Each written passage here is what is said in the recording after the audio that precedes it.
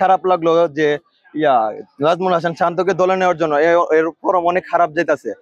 অনেকে না করছে যে আজকে না হওয়ার জন্য, আজকে খেলা দেখলে অনেকে করতেছে, খেলা অনেক হারছে, অনেক লজ্জায় আমরা মনে করেন 3টা ওয়েট ওয়াশ হয়ে আইছি আফগানিস্তানের লগে, অনেক খারাপ লাগতেছে। তারপর এসেছি বাংলাদেশের জয় দেখার জন্য। খারাপ সময় সাপোর্ট দিই তো এখন আসলাম খারাপ সময় সাপোর্ট দেওয়ার জন্য। কিন্তু আমার একটা জিনিস খারাপ লাগলো যে নাজমুল হাসান শান্তকে দলে নেওয়ার জন্য এর ফরম অনেক খারাপ যেতেছে। নাজমুল হাসান শান্তকে বাদ দিয়ে অন্য একটা প্লেয়ার নিলেও ভালো হইতো। লর্ড শান্ত, যার রড শান্ত, ওর নাম নিয়েছি রড শান্ত।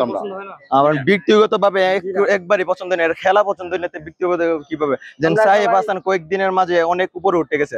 সাহেব হাসানের খেলা জি আমরা সাব্বির হাসানকে আবার আমরা খেলার মধ্যে ব্যাক করতে চাই। আমরা আইছি ব্রাহ্মণবাড়িয়া থেকে, জি খেলা দেখার জন্য। অনেকে না করছে, আমরা ওইখান থেকে আসার লেগে আমাদেরকে বলছে ক্লিয়ার খেলা দেখতে যাবি, খেলা হইলো। আমরা অনেকে বাধা দিছে।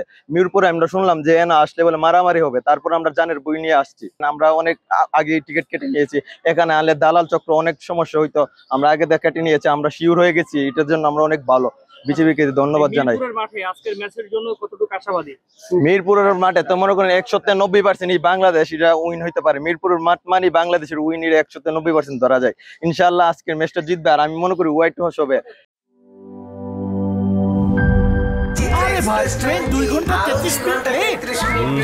3 ঘন্টা 33 মিনিট। শোনেন, আপনি একটা ডিস্টার্ব। আরো 4 ঘন্টা 33 মিনিট। আরো 4 ঘন্টা, এটা কোনো কথা? সময়টা দৌড়াবে। প্রাণ ডাল, মুঠোই মুঠোই সময় পার।